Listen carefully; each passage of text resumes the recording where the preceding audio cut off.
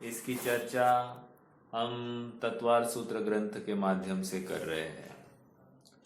तो आचार्य देव ने इसको लेकर 4 सूत्र दिए हैं, जिसमें हमने सबसे पहले निक्षेप की चर्चा की। निक्षेप मतलब हम किसी वस्तु को पहचाने कि क्या है ये वस्तु। नाम अपेक्षा कथन किया है, स्थापना अपेक्षा से वस्तु का कथन किया है, या द्रव्य अपेक्षा कथन किया है, या भाव अपेक्षा कथन किया है। ये जब तक निर्णय नहीं होता है तब तक उसका विस्तार में जाना असंभव है। इसलिए निक्षेप से वस्तु जाननी अत्यंत जरूरी है। निक्षेप से वस्तु जान ली तो क्या उसके ऊपर प्रमाण और नय लगाया जाता है। प्रमाण नयर अधिगम, ऐसा सूत्र ही आया। प्रमाण मतलब एग्जाम्पल दिया नींबू। नींबू ये प्रमाण का विषय है, और हमने कह दिया नींबू खट्टा होता है। तो हमने नए की अपेक्षा से पूर्ण नींबू का परिचय करा दिया। हालांकि नींबू मात्र खट्टा नहीं है, नींबू पीला है, गोल है, उसको कुछ वजन है, अनेक उसमें धर्म है, लेकिन हमने मात्र खट्टेपन से उसका परिचय कराया। और इस खट्टेपन से अखंड वस्तु हमारे ध्यान में आ गई। तो प्रमाण भी अखंड वस्तु है, नए भले ही प्रमाण का अंश है, ऐसा होते हुए भी उससे अखंड वस्तु को ही ध्याया जा रहा है। प्रमाण नयर अधिगम, ऐसा सूत्र आया जिससे वस्तु का अधिगम किया जा सकता है। वस्तु मतलब क्या? कह रहे वस्तु मतलब पर्याय को भी यहाँ पर वस्तु कह सकते हैं, या फिर द्रव्य को ही वस्तु कह सकते हैं। तो ऐसा यहाँ पर, या गुण को भी वस्तु कह सकते, कोई प्रॉब्लम नहीं। तो कहने की बात यह है कि इनमें से कोई भी वस्तु, 6 द्रव्य 7 तत्व, इनको वस्तु कहा जाता है। और इनके ऊपर ही निक्षेप, प्रमाणनय और सत निर्देश स्वामित्व और सत संख्या क्षेत्र आदि लगाया जाता है। कल हमने निर्देश स्वामित्व साधन अधिकरण स्थिति विधानतः, इस सूत्र के बारे में विस्तार से चर्चा की। अंतिम बिंदु बाकी है विधान का। आगे बढ़ने से पहले हम फिर से एक बार संक्षेप में विचार करते हैं और फिर आगे बढ़ेंगे।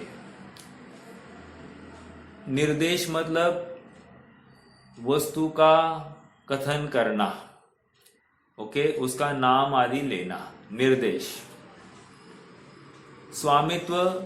स्वामित्व कहकर उस वस्तु का स्वामी कौन है, हमको ये नक्की करना है। किसकी ये प्रॉपर्टी है, ये नक्की करना, ये कह रहे हैं स्वामित्व। साधन, उस वस्तु की प्राप्ति कैसे होती है, उसको साधन कहेंगे। अधिकरण, उस वस्तु का आधार क्या है, क्या आधार है उस वस्तु का, किस आधार से वो रहती है, यह अधिकरण हुआ।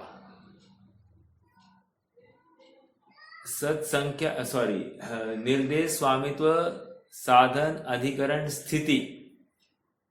स्थिति कितने काल के लिए वो विद्यमान है, ये उसकी स्थिति हो गई।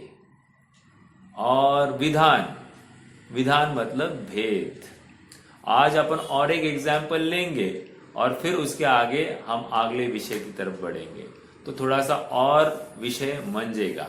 ठीक है, हमने तो सम्यक दर्शन की चर्चा कर रहे थे हम, और सम्यक दर्शन नामक निर्देश ये किसके आधार से रहता है, इसका स्वामी कौन, तो हमने कह दिया इसका स्वामी तो जीव है।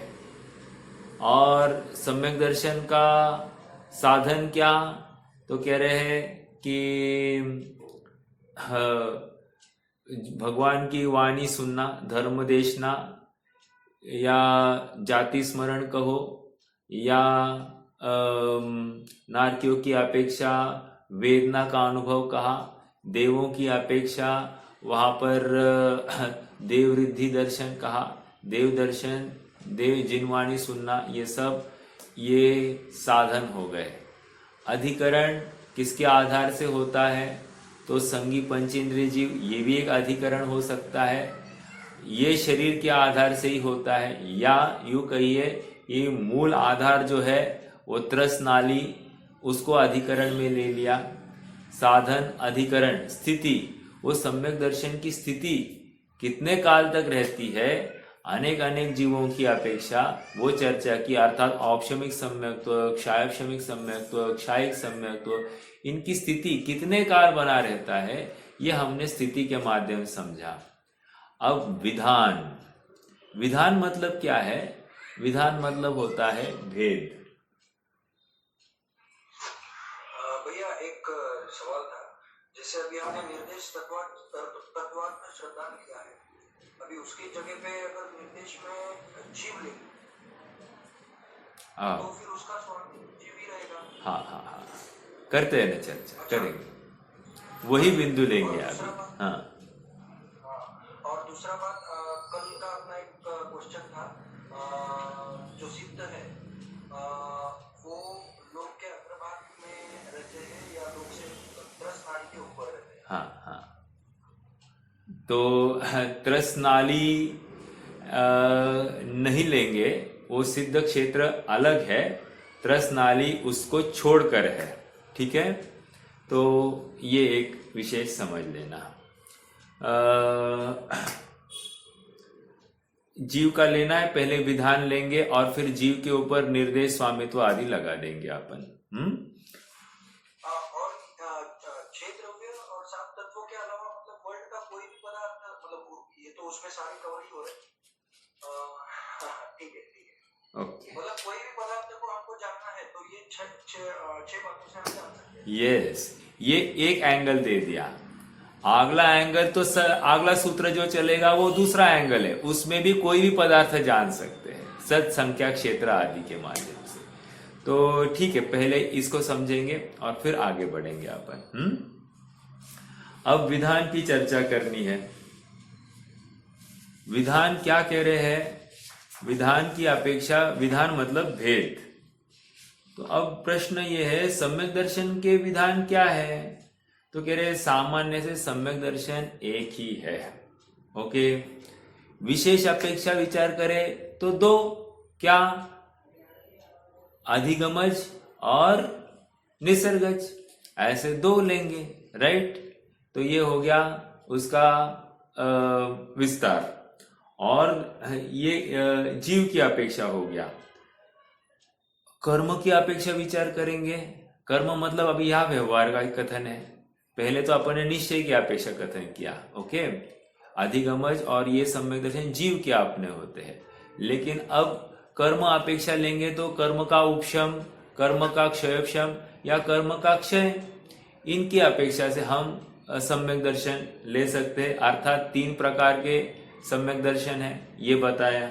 ओके, और विस्तार करना है तो जितने भाव उतने सम्यक दर्शन, अर्थात है जीवन आना, कर्म नाना, लब्धि नाना विध कही, तो वहां पर सम्यक दर्शन का भाव भी नाना प्रकार का हो सकता है। अरे एक जीव का ही परिणाम सम्यक दर्शन को लेकर अनेक अनेक प्रकार के हो सकते हैं। तो ऐसे संख्यात, असंख्यात, अनंत भाव भी सम्यक दर्शन में संभव है, ऐसा हमको समझना। अर्थात विधान मतलब भेद, सम्यक दर्शन के भेद। थोड़ा सा आपको एक आइडिया दूं, देखो चौथे गुणस्थान में तो हमको वैसे कोई डिफरेंस दिखाई नहीं दे रहा है, लेकिन 5वां गुणस्थान में आ जाइए। 5वें गुणस्थान में हमको मोटे मोटे 11 स्तर करके दिखाया कि नहीं? भले ही 5वां गुणस्थान है, वहां पर निर्जरा जो प्रथम प्रतिमा वाला है उसको जो निर्जरा हो रही है वही 11वें को हो रही है, ऐसा ऊपरी तो दिखाई दे रहा है, लेकिन सूक्ष्म स्तर पर देखेंगे तो वहां पर भी परिणामों में फर्क होने से वहां पर भी निर्जरा हीनादिक है। समझ में आ रहा है क्या?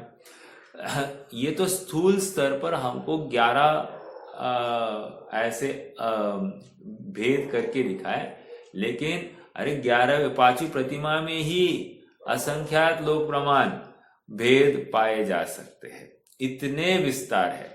तो सम्यक दर्शन में भी असंख्यात क्या अनंत भेद होने के लिए कोई ये नहीं है। लेकिन अनंत कहने में क्या है, अनंत जीव सम्यक दृष्टि अभी वर्तमान में है क्या? नहीं। तो फिर आप कैसे कह रहे हो? 3 कालवर्ती अनंत जीवों की चर्चा है, समझ में आ रहा है क्या? त्रिकालवर्ती अनंत जीव, तो अनंत जीवों के अनंत परिणाम होंगे, ऐसा हमको समझना चाहिए। ठीक है, तो हाँ बोलिए। तालिका वाले बुक में क्या लिखा है?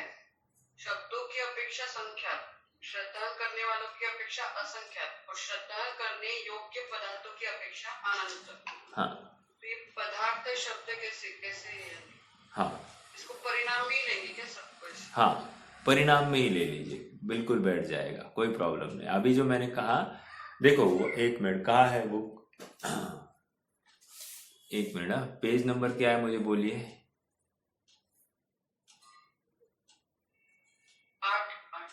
8 है ना?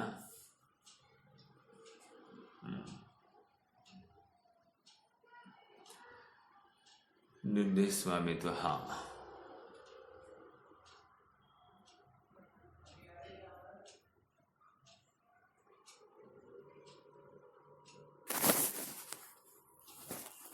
देखो तालिका वाले बुक में कहा है, ये तो 8 पेज पर मैं भी हूं।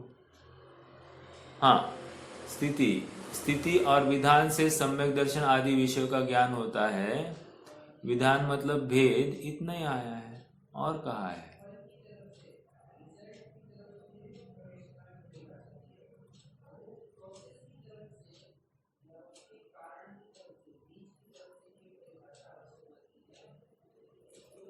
टेबल बना भी लिया कोई? टेबल?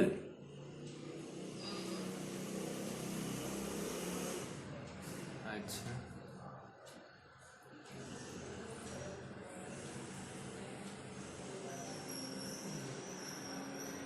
नहीं, चलो मैं आपको बता देता हूँ क्या है। देखो ऐसा है, सामान्य रूप से सम्यक दर्शन एक है, इसमें कोई प्रॉब्लम नहीं। विशेष अपेक्षा निसर्गज और अधिगमज है 2, ये भी जीव में ही लगाया हमने। इस प्रकार सम्यक दर्शन के 2 भेद हो गए। अब कर्म की अपेक्षा इसको हम औपशमिक, शायवशमिक और क्षायी, ऐसा 3 प्रकार का कह सकते हैं। शब्द की अपेक्षा इसके संख्यात भेद है, शब्द की अपेक्षा इसके संख्यात भेद है। मतलब सम्यक दर्शन के संख्यात कहने में क्या हर्जा है? मतलब यहाँ पर 3 भी कह दिया तो संख्यात ही है। और मान लीजिए कि हम 14 गुणस्थान में, हम चौथे गुणस्थान से लेकर 14वें गुणस्थान तक के भेदों को देखे या सिद्ध अवस्था को भी ले ले, तो भी वो संख्यात ही है। तो शब्द अपेक्षा संख्यात, ठीक है, कोई प्रॉब्लम नहीं।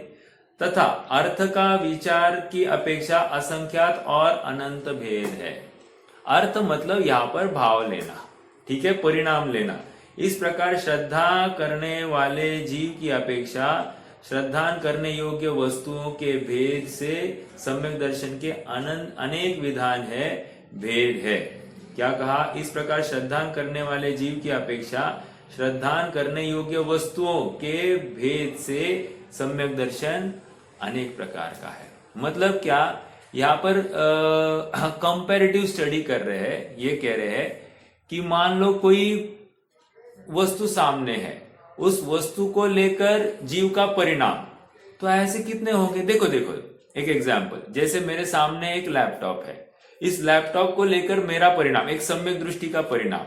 अब मान लो लैपटॉप हटा दिया, एक मोबाइल आ गया, तो मोबाइल को लेकर कोई मेरा परिणाम, इसको अलग परिणाम कहेंगे। तो वस्तु को देखकर परिणाम अलग, इतनी सी बात है तो सम्यक दर्शन ही। लेकिन जैसी वस्तु बदली वैसे परिणाम बदले। परिणाम बदले मतलब जानने में आई हुई वस्तु को पर जाना, इतनी सी बात है। लेकिन वस्तु बदली ना, तो वो सम्यक दर्शन की क्वालिटी अलग, इतना ये कहना चाहते हैं। ठीक है, हाँ बोलिए।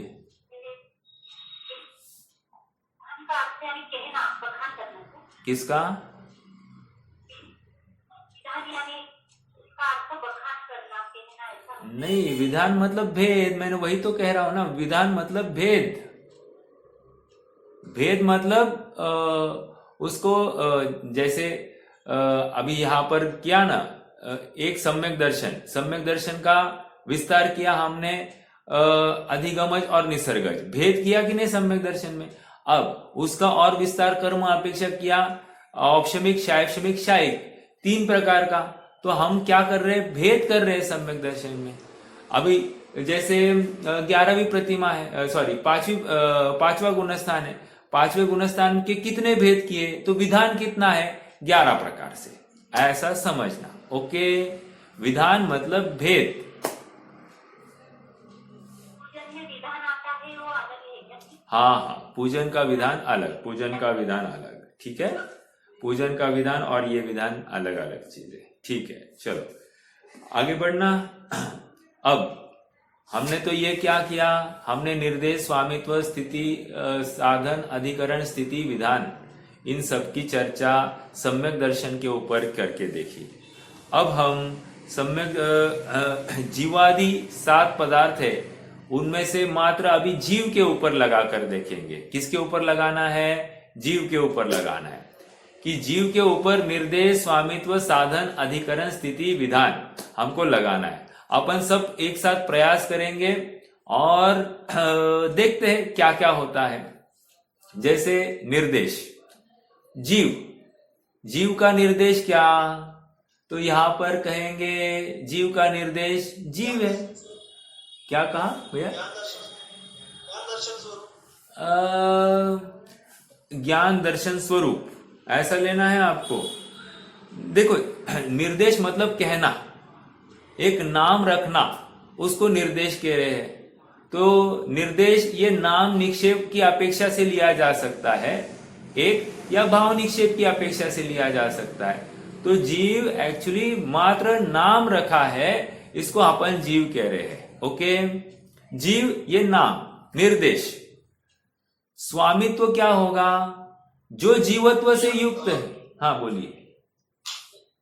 निर्देश के नीचे स्वरूप लिखा है, स्वरूप। हाँ, इसमें लिखा वाली बुक में तो वो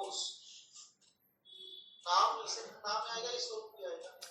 हाँ देखो, इसलिए तो मैंने भाव लगा दिया ना साथ में। फिर समझ में आया कि नहीं? भाव क्या है? जीव का भाव जीवत्व। तो नाम भी आया प्लस भाव लगा दिया, 2 बातें तो ले ली, तो स्वरूप आ गया ना वहां पर। जो जीवत्व से युक्त है उसको जीव कहते हैं। समझ में आ रहा है कि नहीं आ रहा है? Okay, yes. तो देखो, जीव ये निर्देश। अब आगे क्या है? जीव का स्वामी कौन? तो कह रहे वो जीव स्वयं। ओके, जीव स्वयं ये जीव का स्वामी, मतलब इंडिविजुअल जीव वो जीव का स्वामी। एक ये क्या हो गया? निश्चय से कथन हुआ। पर्यार्थिक नय से मान लीजिए शरीर प्लस आत्मा से युक्त जो असमान जाति द्रव्य पर्याय है उसको जीव कहा। ठीक है, वो उसका स्वामी, ऐसा कहो, कोई प्रॉब्लम नहीं। ये 2 जीव।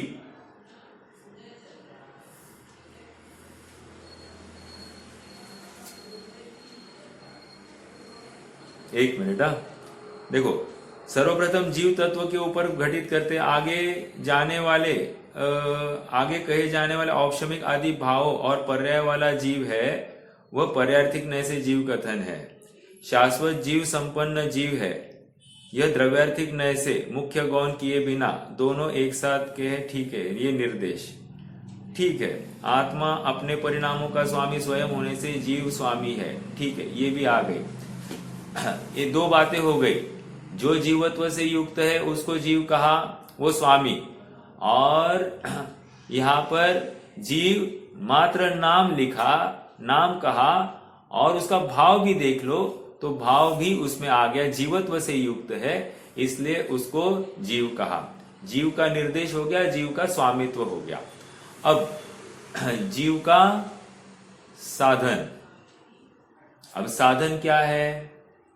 कह रहे हैं कि पारिणामिक भाव रूपी साधन द्वारा जीव हमेशा अपने स्वभाव को प्राप्त होता है। ये क्या हो गया? जीव क्यों बना रहा वो, ये हम देख रहे। साधन मतलब क्या? ये जीव क्यों बना रहा, जीव बना रहने के लिए क्या कारण है? तो कह रहे पारिणामिक भाव से यह जीव जीवत्व रूप ही बना रहा, इसलिए पारिणामिक भाव इसका साधन हो गया। ओके, ये क्या हो गया? निश्चय से साधन हुआ, निश्चय से। लेकिन साहब आप हमको व्यवहार के साधन बताओ। तो कह रहे व्यवहार न से औपशमिक आदि भाव रूप जो जीव है वो उसका साधन हुआ। मतलब क्या? औपशमिक, शायपशमिक, शायिक और औदयिक, इन 4 भाव रूप से जो जीव पाया जाता है वो उसका साधन हुआ। समझ में आया? फिर से जीव का साधन बता रहे हैं। जीव का साधन क्या है? साधन मतलब जीव जीवत्व रूप क्यों बना रहा? तो कह रहे निश्चय न से पारिणामिक भाव की वजह से। ओके, हाँ। और व्यवहार न से औपशमिक भाव है, शायपशमिक भाव है, क्षायिक भाव है, औदयिक भाव है, इनकी वजह से ये जीव बना रहा, ये साधन रहा। ओके, तो व्यवहार साधन और निश्चय साधन ये 2 घटित करके देखें। ओके, साधन समझ में आ रहा है क्या सबको? अब अधिकरण बोलिए, जीव का निश्चय अधिकरण और व्यवहार अधिकरण क्या हो सकता है? अधिकरण मतलब क्या? आधार। जीव खुद ही जीव का आधार है। बहुत अच्छा, निश्चय अधिकरण हो गया। व्यवहार अधिकरण बताइए अभी।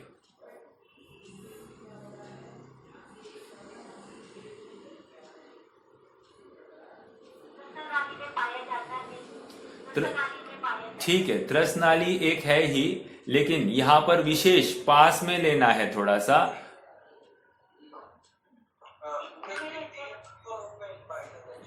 किसमें? जीव तो तीन लोक में पाया जाता है। बहुत अच्छा, 3 लोक में पाया जा रहा है। आधार यहां पर जिस शरीर में वो जीव रहता है वो उसको आधार कहेंगे। ठीक है, जिस शरीर के आश्रित वो जीव है वो उसका आधार। तो ये क्या हो गया? अधिकरण कहा हमने। निश्चय से जीव स्वयं के आधार से रहता है, उसको किसी दूसरे की जरूरत नहीं, ये निश्चय का कथन। और व्यवहार से इस शरीर के आधार रहता है, और ये शरीर त्रस नाली की अपेक्षा है या 3 लोक की अपेक्षा से है। इस अपेक्षा से इसका आधार 3 लोक भी कह सकते हैं, लेकिन यहां पर अपन विशेष शरीर के आधार से कह रहे हैं। ठीक है, चलिए, तो ये क्या हो गया? अधिकरण। अब स्थिति बताइए, जीव की स्थिति निश्चय और व्यवहार दोनों बता दीजिए। जीव की निश्चय स्थिति बोलो।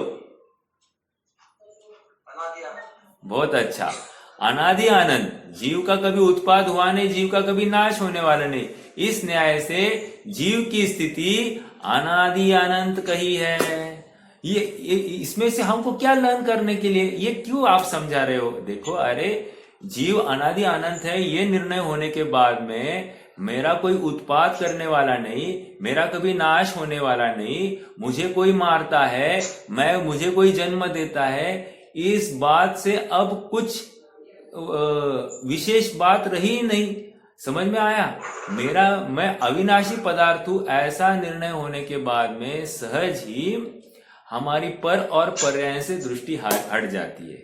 देखो, ये अभ्यास हमको करना पड़ेगा। मतलब स्थिति क्यों बताने की जरूरत पड़ी? तो जीव की स्थिति समझकर अपन अविनाशी तत्व है ऐसा निर्णय होता है कि नहीं होता है, ये बात यहां से आ रही है। व्यवहार से हमको जीव क्या है ये बताना है। सर, प्रश्न है क्या कहीं?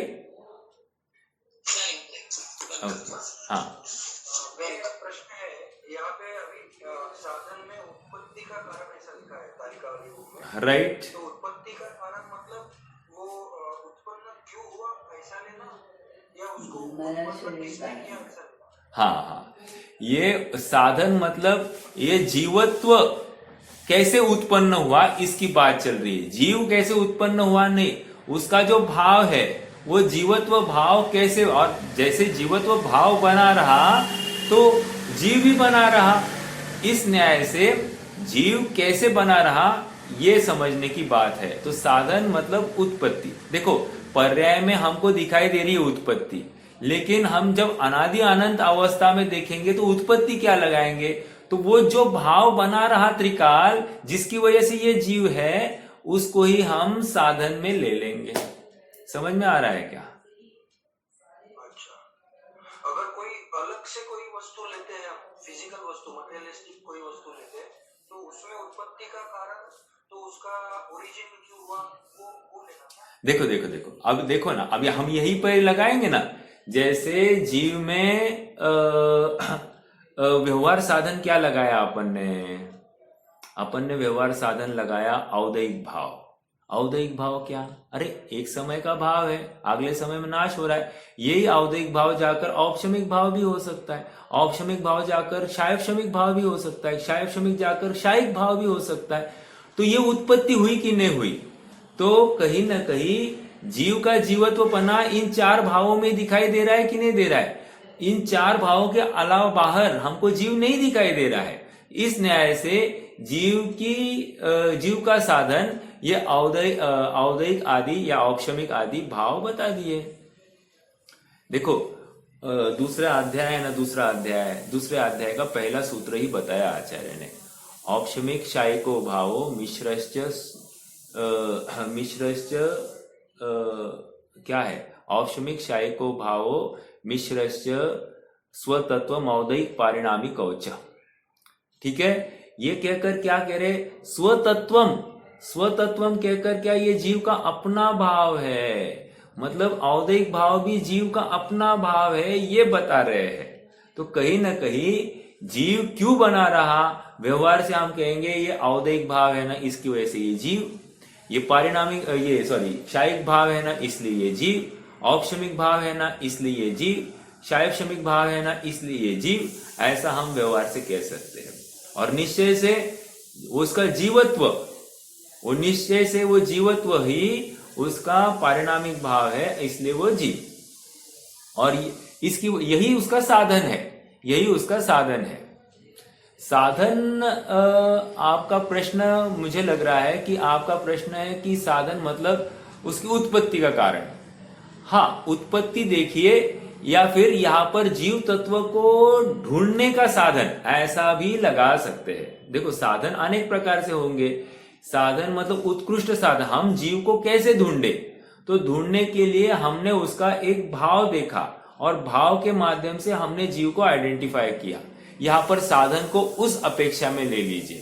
साधन मतलब क्या, ये जीव क्यों बना रहा, ये भी लगाने तो लगा सकते हैं, लेकिन हमको जीव को ढूंढने के लिए भी कोई ना कोई साधन चाहिए। तो इन साधनों के माध्यम से हमने जीव की पहचान की।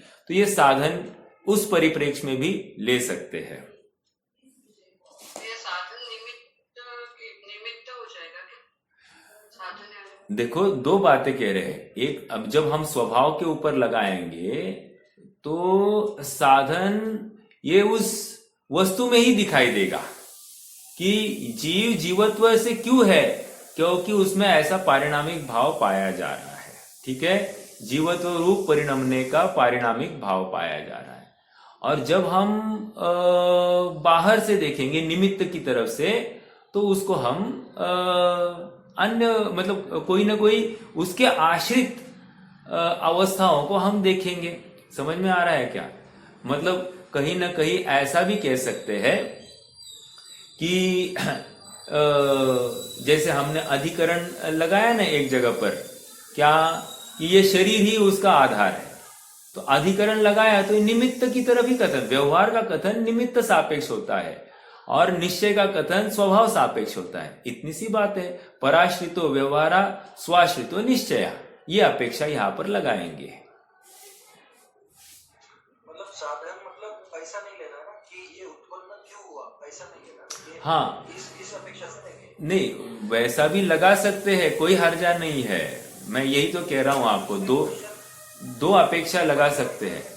एक अपेक्षा है ये उत्पन्न क्यों हुआ, जीव उत्पन्न क्यों हुआ, अर्थात इसमें जीवत्व क्यों दिखाई दे रहा है, क्योंकि जीवत्व नामक का एक पारिणामिक भाव है, ऐसा कह रहे हैं।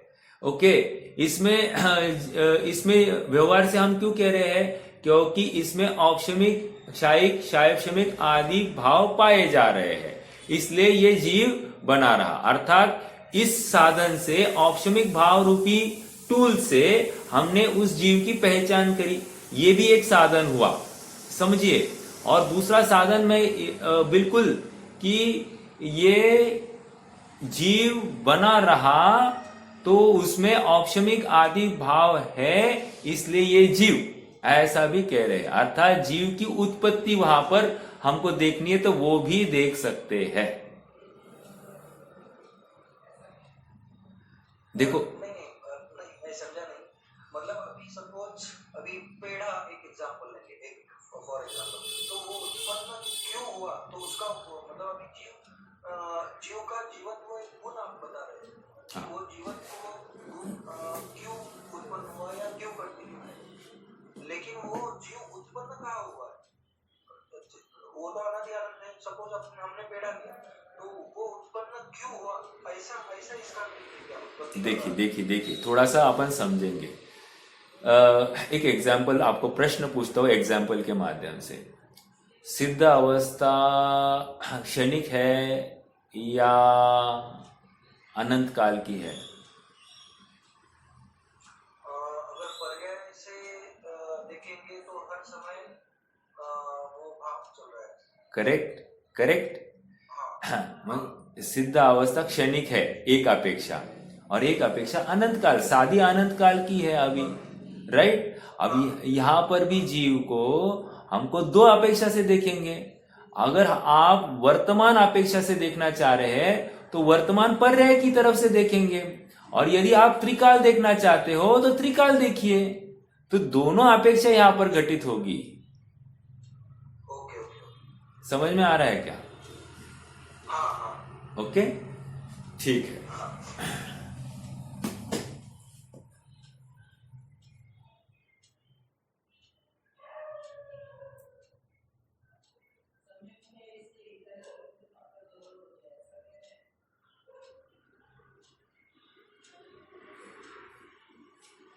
प्रश्न काय ते तो पण लक्ष हे नसल्यानं किंवा जाणणारी कुतूहल्यानं। देखिए, आगे बढ़ना है। ये सिद्धावस्था कधी म्हणता येईल? परत सर, मला आवाज नाही आला आपला। सिद्धावस्था ठीक असते, सिद्धावस्था काय तर सिद्धावस्था तो खाली येणार। बराबर है। देखो ऐसा है ना कि प्रत्येक समय में नवीन, देखो आप ही, आपके प्रश्न में ही आंसर है। आप अवस्था कह रहे हो, समझिए मेरी बात। अवस्था जब कह रहे हैं तो वो पर्याय सापेक्ष कथन है। तो ये सिद्ध अवस्था होने के बाद में दोबारा रिटर्न नहीं आते, लेकिन जहां पर गए हैं प्रत्येक समय में वे सिद्धत्व प्रकट कर रहे हैं। प्रत्येक समय में सिद्धत्व मतलब क्या? प्रत्येक समय में नवीन आनंद, नवीन प्रत्येक समय में त्रिकाल को देख रहे हैं। वो नवीन है, पहले वाला नहीं है, नवीन पर्याय का वो ऐसा उत्पाद हुआ है। समझ में आ रहा है क्या? तो इसलिए सिद्ध अवस्था को किसी अपेक्षा से क्षणिक कहा जाता है, लेकिन अब वैसी की वैसी है, उस तरफ से देखा जाए तो उसको हमने अनंत काल के लिए कह दिया। समझ में आया?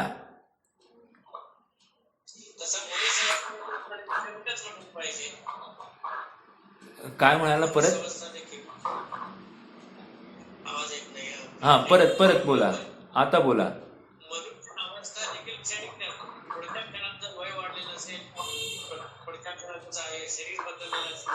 करेक्ट।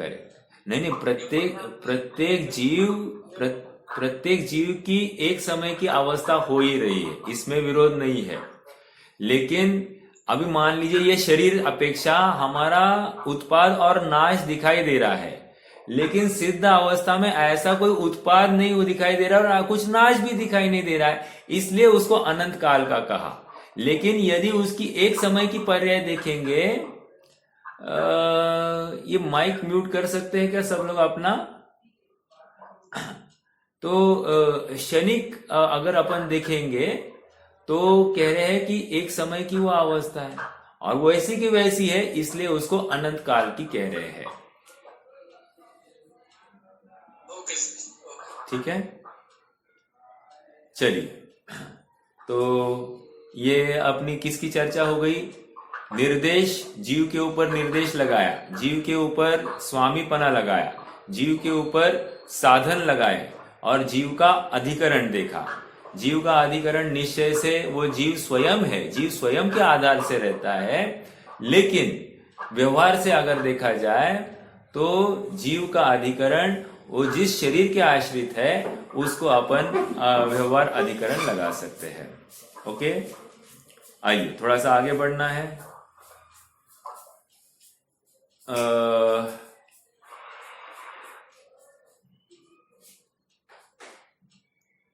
साधन अधिकरण स्थिति, स्थिति क्या है? स्थिति कैसे लगाएंगे? निश्चय और व्यवहार। निश्चय ये हो गई अपनी बात है ना, अनादि अनंत, अनादि अनंत ये उसकी त्रिकाल स्थिति। ओके, और व्यवहार से हम क्या लगाएंगे?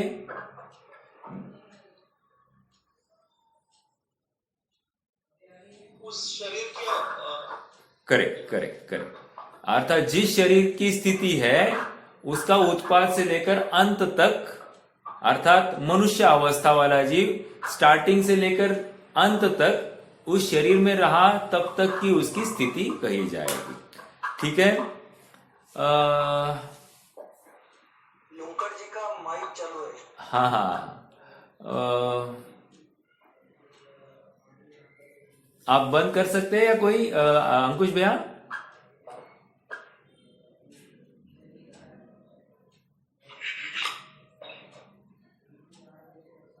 चलिए आगे बढ़ते हैं। क्या हुआ? स्थिति हो गई, अब विधान। ये इसमें, हाँ बोलिए। माइक कोणतं मारो और एग्जाम के वे लुंकट का माइक चालू है होने के वे बोलून दे ना, सगळं बोले, प्रश्न उत्तर चालेल और ते क्वेश्चन ठीक है, आप माइक खाली आपका चालू है मासी जी, तो उतना बंद कर दीजिए।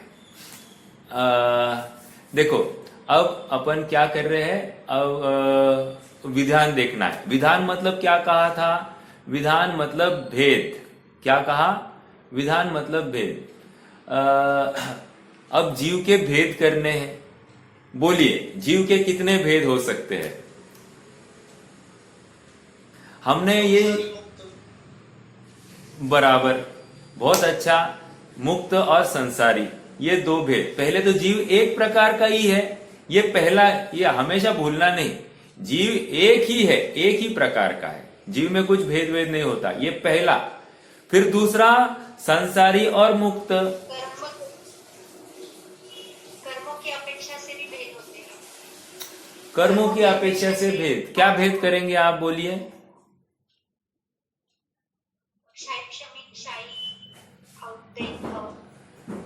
वो तो हमने इसमें ले लिया ना, किसमें?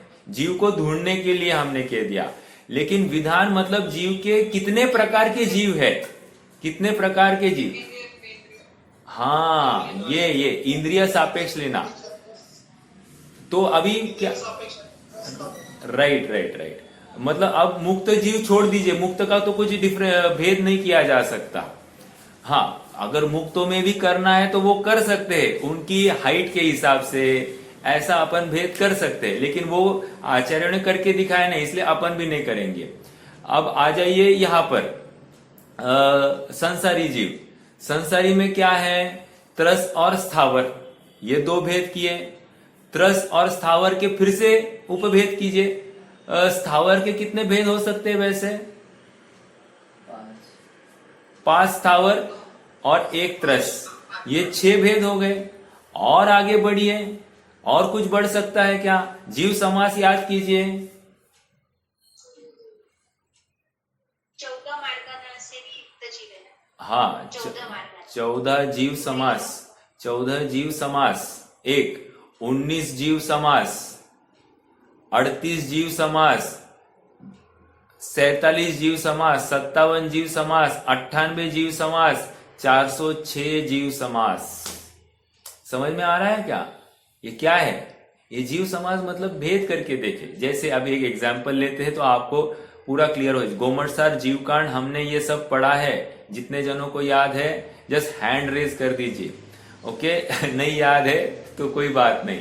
देखो, जैसे हमने अभी त्रस और स्थावर ये 2 जीव भेद किए, स्थावर के 5 भेद किए, 1 त्रस किया, ये 6 हो गए कि नहीं? 5 स्थावर कौन से? हाँ, पृथ्वी, जल, अग्नि, वायु, वनस्पति। प्रश्न है क्या भाभी जी कुछ आपको? नहीं भैया। ओके, ये 6 भेद हो गए। फिर अगला स्थावर के फिर से भेद कीजिए, क्या है? सूक्ष्म और बादर। समझ में आया? सूक्ष्म और बादर की अपेक्षा से फिर से भेद हो गए उनके। कितने हो जाएंगे? 10 भेद हो जाएंगे। 10 भेद और एक स्थावर का किया, 11 हो गए यहां पर। और आगे चलिए, वैसे 11 नहीं, ज्यादा होने चाहिए, 12 होने चाहिए। क्यों? वनस्पति के 2 भेद हो जाते हैं। वनस्पति, प्रत्येक वनस्पति और साधारण और प्रत्येक, ये साधारण और प्रत्येक ऐसे भेद होंगे। और उसके फिर सूक्ष्म और बादर ऐसे भेद करेंगे। तो इस प्रकार से ये 14 करो, 19 करो, उनका ही विस्तार होता जाएगा। जैसे त्रस में भी भेद किया, त्रस में क्या भेद होगा? त्रस में 2 इंद्रिय, 3 इंद्रिय, 4 इंद्रिय, 5 इंद्रिय हो गया। 5 इंद्रिय में फिर से भेद कीजिए, संगी असंगी। हो सकता है कि नहीं? हो सकता है। संगी में फिर से भेद कीजिए, क्या भेद हो सकते हैं? संगी में मनुष्य, तिर्यंच, देव, नारकी, ऐसे भेद कीजिए। अब वहां पर भी और कुछ भेद कर सकते हैं क्या? हाँ, कर सकते हैं ना। तिर्यंच, भोग भूमिका तिर्यंच, कुभोग भूमिका तिर्यंच और कर्म भूमिका तिर्यंच। मनुष्य भी लगाइए, भोग भूमिका मनुष्य, कुभोग भूमिका मनुष्य और कर्म भूमिका मनुष्य। समझ में आ रहा है क्या? ऐसे भेद हो सकते। फिर तिर्यंचों में और क्या? जलथर, नभचर और जल, नभ और खग। नभ हो गया। थलचर मतलब जमीन पर चलने वाले, आकाश में चलने वाले और जल में चलने वाले। ऐसे भेद तिर्यंचों में भी कर दिए। तो ये इस प्रकार जीवों का समास, जीवों के भेद बढ़ते जा रहे हैं। तो ये जीवों के प्रकार, ये जीव का विधान करके दिखाया। हम समझ में आया? ऐसा आचार्य 406 भेद भी करके दिखाए हैं। ओके, तो इन शॉर्ट ये क्या हो गया? जीव के ऊपर, जीव तत्व के ऊपर हमने निर्देश, स्वामित्व, साधन, अधिकरण, स्थिति और विधान, भेद, ये सब हमने देख लिया। ओके, एक होमवर्क दू, अपन कल इसकी चर्चा करेंगे। होमवर्क, बचे हुए जो 5 तत्व है उनमें से आप बोलिए किसके ऊपर काम करना है। जितना जो डिफिकल्ट लगता है ना उसके ऊपर अपन अभ्यास करेंगे। 5 मिनट लगेंगे, खाली 5 मिनट, 5 मिनट से ज्यादा नहीं लगेंगे। तो आप ये करोगे तो आपको निर्देश, स्वामित्व, स्थिति, साधन, अधिकरण और विधान, ये सब एकदम परफेक्ट आपके ज्ञान में बैठ जाएगा। तो ये करना जरूरी है। 7 तत्वों में से अब जीव तत्व तो हमारा हो गया। आजीव, आश्रव, बंध, संवर, निर्जरा, मोक्ष, इसके ऊपर, किनके ऊपर? चलो मैं ही बोल देता हूं। आश्रव तत्व के ऊपर आप ये कीजिए, उसके ऊपर निर्देश, स्वामित्व आदि लगाकर करना है। ठीक है, कल अपन इसकी चर्चा सबसे स्टार्टिंग में करेंगे और फिर आगे बढ़ेंगे। किसके ऊपर? आश्रव तत्व के ऊपर निर्देश, स्वामित्व, स्थिति, साधन, अधिकरण, स्थिति, विधान, इसकी अपने को लगाकर देखना है। ओके, चलिए अब ये हो गया अपना। हाँ बोलिए। हाँ हाँ, ये जीव तत्व पे ही लगेगा क्या? जीव द्रव्य पे भी लगा? जीव द्रव्य जीव तत्व है। अभी देखो जीव तत्व में थोड़ा सा फर्क आ रहा है, लेकिन लॉजिकली यहाँ पर जीव तत्व और जीव द्रव्य एक ही किया गया है। ओके, और विशेष रूप से जीव द्रव्य और जीव तत्व में क्या फर्क है वैसे कोई बताएगा?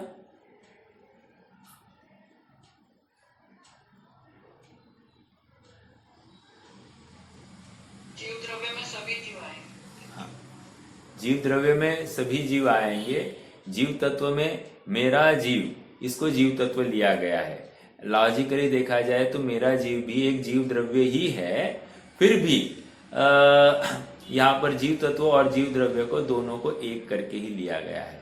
जीव तत्व से वो दृष्टि के विषयभूत जीव ख्याल में आता है, किसमें अहम करना है ये नक्की होता है। जीव द्रव्य से ऐसा अहम नहीं किया जा सकता। जीव द्रव्य स्थूल रूप कथन होता है, जीव तत्व सूक्ष्म रूप कथन होता है, ये इतना समझना। ठीक है, चलिए आगे बढ़ना है। लॉजिकली आपके आंसर तो इतना ही है कि जीव द्रव्य और जीव तत्व इसको एक खाते में ही लिया गया है। ओके,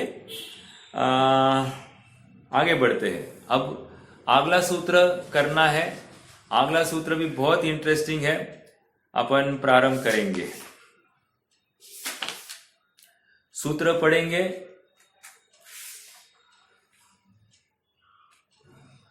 वैसे आपको बताऊं, ये निर्देश आदि का औचित्य क्या है, ऐसा एक प्रश्न ही खड़ा किया गया।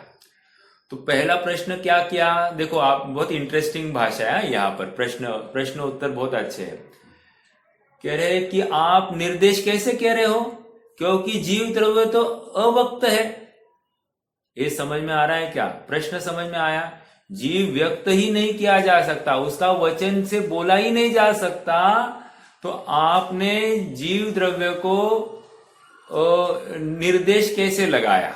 मेरे यहाँ पर लाइट चली गई है, थोड़ा सा अंधेरा दिखेगा आप सबको। तो प्रश्न ये आया, तो उसका समाधान ऐसा है। प्रश्नकार को प्रति प्रश्न पूछा गया, भाई तुमने जो ये प्रश्न पूछा वो वक्त है या अव्यक्त है? यदि आप कहते हो कि वो व्यक्त है, तो हम भी ये जो जीव द्रव्य ऐसा निर्देश किया हमने, ये व्यक्त हो गया। तो हम कहीं ना कहीं हमारा वचन ये व्यक्त हो गया है, और वचनों के माध्यम से जो जीव है वो भी व्यक्त हो जाता है। ओके, तो ये निर्देश की बात आ गई। लाइट लाओ श्रेयांश, लाइट लाओ श्रेयांश। ठीक है, दूसरा। श्रेयांश, लाइट लाओ, लाइट। हाँ जी, अभी दूसरा प्रश्न क्या है? दूसरा प्रश्न ये है, किसी वस्तु का किसी वस्तु के साथ संबंध नहीं है, कोई किसी का स्वामी नहीं है, तो आप यहाँ पर स्वामीपना कैसे घटित कर रहे हो? प्रश्न समझ में आया? दूसरा प्रश्न कह रहे हैं कि एक वस्तु का दूसरे वस्तु के साथ में कुछ संबंध नहीं है, तो आप स्वामीपना कैसे घटित करते हो? तो कह रहे हैं ऐसा नहीं है। दो द्रव्यों में आधार आधेय संबंध होता है, और इस न्याय से भले ही वो स्वयं दूसरे के आधार से नहीं रहती है, ऐसा होते हुए भी ये स्वामी कही जा सकती है। ऐसा निमित्त नैमित्तिक संबंध की अपेक्षा से कथन चलते हैं। समझ में आया? ऐसे ही साधन के ऊपर लगाया, विधान के ऊपर लगाया, भेद के ऊपर लगाया, सभी, जैसे इवन स्थिति भी बोल दी। कह रहे वस्तु तो क्षण मात्र की है, प्रत्येक क्षण में वो बदलती है, तो आप उसकी स्थिति कैसे लगा सकते हो? तो कह रहे हैं निरंतरता को देखकर हम उसकी स्थिति का भी अनुमान लगा लेते हैं। और एक समय की तो वो पर्याय सापेक्ष कथन है, तो अवस्था की अपेक्षा या व्यवहार से हम कहते हैं कि एक समय की वस्तु है। लेकिन जैसे मनुष्यपना है, हम कहते हैं कि नहीं मैं आज 50 साल का हो गया, मैं 60 साल का हो गया, मैं 70 साल का हो गया। ये 70 साल का हो गया कहकर हम क्या कहना चाहते हैं? हम स्थिति तो कह रहे हैं और एक समय की थोड़ी कह रहे हैं, अखंड स्थिति कह रहे हैं ना। तो हम ये लगाते हैं लॉजिकली, अपने जीवन में हम डेली लगाते हैं, लेकिन हमको समझ में नहीं आता है। तो किसी अपेक्षा से स्थिति एक समय की, किसी अपेक्षा से स्थिति हम 50, 60, 70 साल की भी कह लेते हैं। तो ये ऐसा निश्चय व्यवहारपना घटित होता है। ओके, चलिए अब अगला सूत्र अपन एक बार बोलते हैं और उसके बाद में उसका आज एक जनरल शब्दशः अर्थ देखेंगे। कल हम उसका विस्तार से विचार करेंगे। बहुत इंटरेस्टिंग सूत्र है। हाँ, और एक बात समझिए, ये भी वस्तु का अधिगम करने के लिए ही ये सूत्र है। प्रश्न एक आगे खड़ा किया जाने वाला है कि आपने निर्देश और स्वामित्व के माध्यम से भी वस्तु का अधिगम ही किया, वस्तु का ही ज्ञान कराया, और सत संख्या क्षेत्र आदि से भी वस्तु का ही ज्ञान करा रहे, तो ऐसे दो दो क्यों कराए? तो प्रश्न ये खड़ा किया गया। तो चलो उसका समाधान अभी कर लेता हूं। उसका समाधान इतना ही दिया कि देखो, कुछ लोग होते हैं अल्प रुचि वाले, कुछ लोग होते हैं मध्यम रुचि वाले, कुछ लोग होते हैं विस्तार रुचि वाले। जैसे हमारी मम्मी जी है ना, वो कभी भी ना विस्तार से बात करती है, और मैं जो हूं ना, मैं हमेशा अल्प बात करता हूं। अब देखो, ये अपने आप की रुचि में फर्क है। तो किसी को छोटी सी बात को उसमें वो समझ लेता है, किसी को एक्सप्लेनेशन विशेष चाहिए होता है, तभी जाकर उनका समाधान होता है। तो ये तो हर एक की अपनी इंटरेस्ट की अपेक्षा से बात है। तो आचार्य देव यहां पर ये कह रहे हैं कि ठीक है, तुम्हारी रुचि अल्प दिखाई देती है, लेकिन ऐसे भी हम तुम्हारे एकमात्र के लिए थोड़ी ग्रंथ लिख रहे हैं। हम तो सभी जीव मात्र के लिए, जिनको जिनको अपना हित करना है, उनके लिए हम ये ग्रंथ लिख रहे हैं, उनके निमित्त से हम ग्रंथ लिख रहे हैं। तो जिसकी विस्तार रुचि है वो ये सब पढ़े और उसको आनंद आएगा। समझ में आया? तो ये इसका अर्थ किया गया। चलिए अब एक बार सूत्र कर लेते हैं, पढ़ लेते हैं। सत संख्या क्षेत्र स्पर्शन कालांतर भावाल्प बहुत्वैश्च। सूत्र नंबर 8 है, तत्वार सूत्र का सूत्र नंबर 8 क्या है? फिर से पढ़ते हैं। सत संख्या क्षेत्र स्पर्शन कालांतर भावाल्प बहुत्वैश्च। अब मैं संधि करके पढ़ता हूं। संधि मतलब क्या? यहां पर 8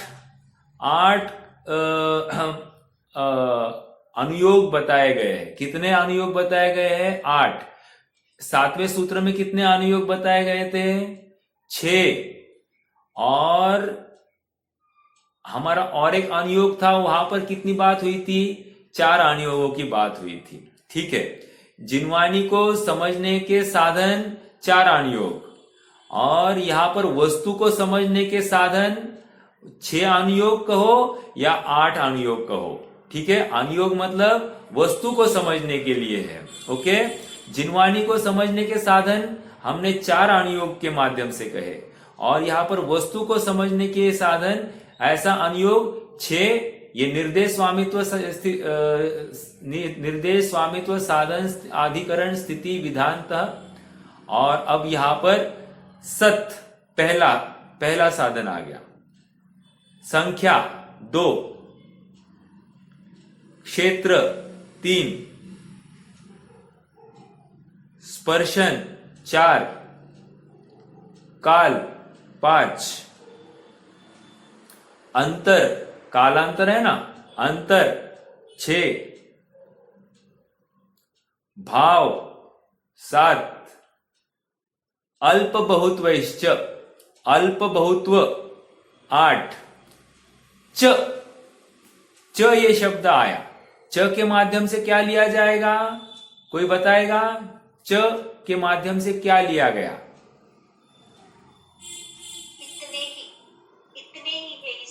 नहीं नहीं हाँ इसने भी ऐसा, नहीं नहीं, ये भी ऐसा। पर के सभी ऊपर के सभी। देखो देखो देखो, मैं समझाता हूं। देखो निर्देश स्वामित्व साधन, एक कोई पढ़ सकता है क्या इसके पहले का सूत्र? 7वां सूत्र कौन पढ़ सकता है? निर्देश स्वामित्व साधनाधिकरण स्थिति विधानतः। हाँ, तो वहां पर अपन ने शब्दशः संधि की थी। निर्देश स्वामित्व साधन अधिकरण स्थिति विधान। विधान के आगे क्या शब्द था, अक्षर था? तह। तह तह से हमने क्या लिया था? हमने ऊपर से लिया था कुछ। तो ऊपर से मतलब वहां पर अनुगम अधिगम होता है, वस्तु का अधिगम होता है। अधिगम ये शब्द तह के माध्यम से, तह हमने ऊपर से कुछ तो लिया, डिराइव किया था। अब यहां पर च के माध्यम से हमने फिर से ऊपर से उस अधिगम नामक शब्द को ही लिया। तो यहां पर ऊपर तह दिया, यहां पर च दिया। च मतलब और भी होता है, और च मतलब ऊपर का ही ले लो, ये भी हो सकता है। और ये भी समझ लेना, ऐसा क्या कहा? च के माध्यम से और इससे भी अधिगम होता है, ये भी समझ लेना। समझ में आ रहा है क्या? तह कहो, च कहो, ये सब ऊपर से या जोड़ने के लिए ऐसा शब्द यूज किया जाता है। ठीक है, चलिए देखो, एक सूत्र में और बोलता हूं, आपको थोड़ा सा आनंद आएगा। देखो दूसरे अध्याय का पहला सूत्र अपना एकदम पेटेंट सूत्र है। वो क्या? औपशमिक शायिको भावो मिश्रश्च स्वतत्व मौदिक पारिणामिकौच। अभी देखो, 2 च है, बहुत अर्थ भरा है उस च में। जब हमारी चर्चा आएगी ना, करनी है उस सूत्र पर आएंगे ना, हम काफी विस्तार से उसके उन दोनों च के ऊपर चर्चा करेंगे। लेकिन च मतलब कहीं कहीं और कुछ है, तो ये और उसके साथ में जोड़ लेना, इससे भी अधिगम होता है च। और तह मतलब ये ऊपर से आप जोड़ लेना, ऊपर का जो अधिगम था वो यहां पर भी जोड़ लेना। ऐसा क्यों कहते? आप डायरेक्टली लिख सकते थे ना अधिगम। नहीं ना, ये सूत्रात्मक शैली में लिखा गया ग्रंथ है। सूत्रात्मक शैली कैसी होती है? अल्प अक्षरम होती है, अर्थात इसमें फापट पसारा विस्तार नहीं होता है। थोड़ा कहेंगे, ज्यादा समझना है। ओके, तो देखिए, इसके लिए हमको भी शार्प रहना पड़ेगा। आचार्य देव हमसे एक्सपेक्ट कर रहे हैं कि हाँ, हम इतना आपके लिए कर रहे हैं, तो आप भी अटेंटिव रहना और हम जो कह रहे हैं उसको बराबर पकड़ने का प्रयास करना। ठीक है, चलिए, तो अब हमने क्या देखा? सत संख्या, सत 1, संख्या 2, क्षेत्र 3, स्पर्शन 4, काल 5, अंतर 6, भाव 7, अल्प बहुत्व 8। ये 8 के माध्यम से भी वस्तु का अधिगम होता है। अब क्या है? हर एक शब्द का अपन शब्दशः अर्थ देखें। शब्दशः मतलब भावात्मक अर्थ देखेंगे यहां पर। ओके, और फिर आज के लिए रुक जाएंगे। सत मतलब क्या? कह रहे हैं कि वस्तु के अस्तित्व को कहना, इसको सत कहा। मुकेश भैया, आपसे प्रश्न है, निर्देश स्वामित्व में कुछ ऐसा सत जैसा कुछ कहा था क्या?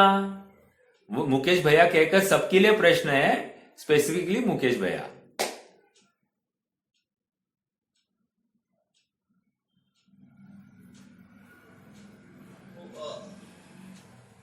निर्देश में ही आएगा इसमें। बहुत अच्छा, यू गॉट इट।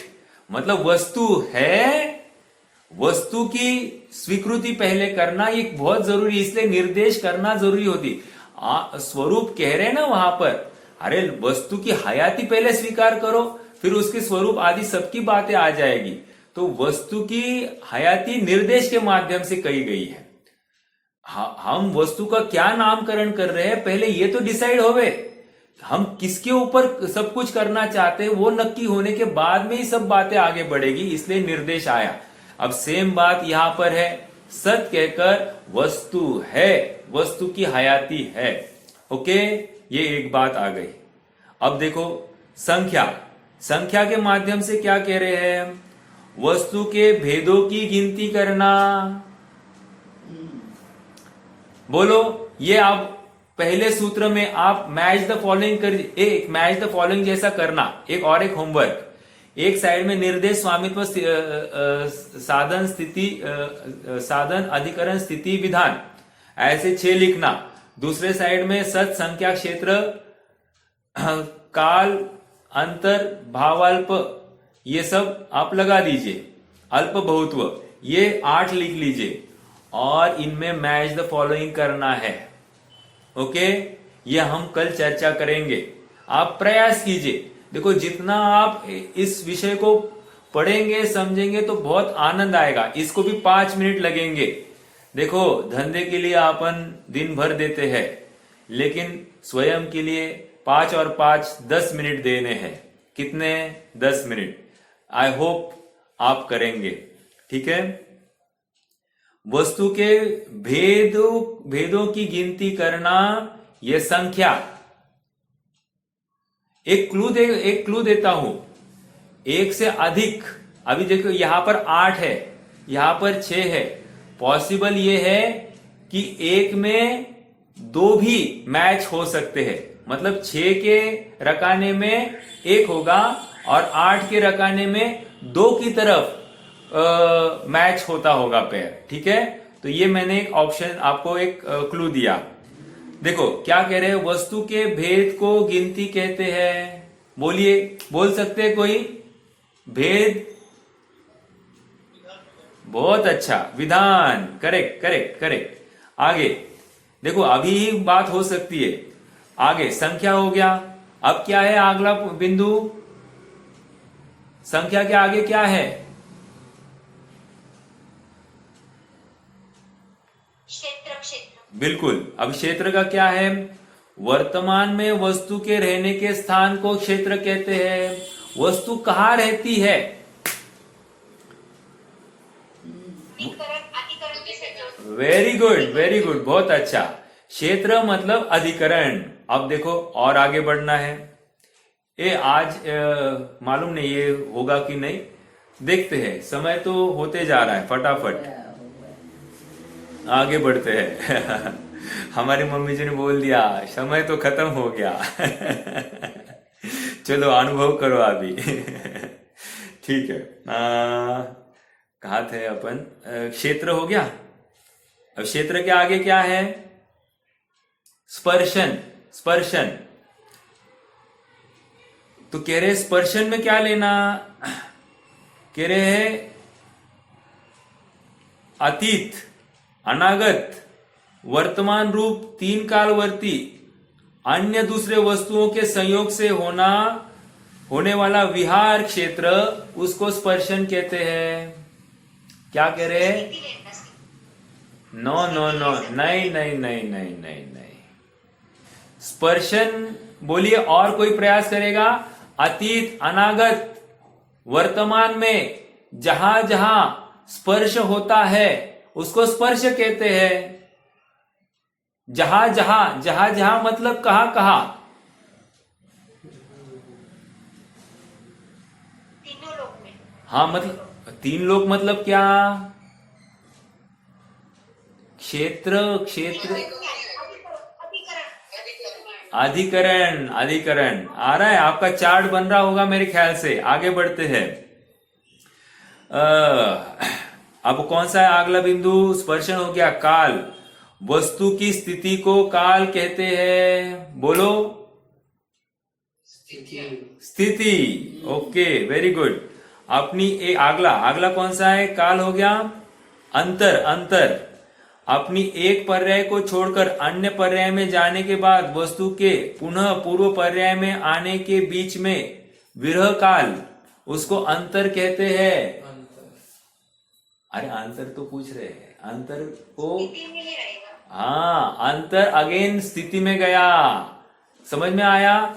कल हमने देखा था ना, दो मिथ्यात्व के बीच में अंतर कितना था, कोई बताएगा? दो मिथ्यात्व के बीच में उत्कृष्ट अंतर 132 सागर। 132 सागर। बहुत अच्छा, बहुत अच्छा। चलिए, तो ये क्या हो गया? अंतर। अंतर भी स्थिति में ही गिना जाता है। आगे बढ़िए। वस्तु के परिणाम को भाव कहते हैं। अब ये इसके लिए होल्ड कीजिए। ये भाव जो है ना, हमने निक्षेप में लिया था। निक्षेप क्या लिया था? निक्षेप, नाम, स्थापना, द्रव्य, भाव। वो भाव वाला वो निक्षेप में से लिया है यहां पर। तो लॉजिकली वस्तु का अधिगम निक्षेप में कर आए थे, फिर भी यहां पर सच संख्या क्षेत्र आदि में फिर से भाव को बताना पड़ा। अर्थात वस्तु का अधिगम इस प्रकार भी किया है। अगर निर्देश स्वामित्व में लगाना है तो वो कहां लगाएंगे? भाव निर्देश में लगाना है, निर्देश में। बहुत अच्छा, ओके। लास्ट, वस्तु में परस्पर भेद की अपेक्षा कर हीन अधिकपने को कहना यह अल्प बहुत्व है। विधान में आएगा। अल्प बहुत्व ये विधान में ले रहे क्या? एक मिनट।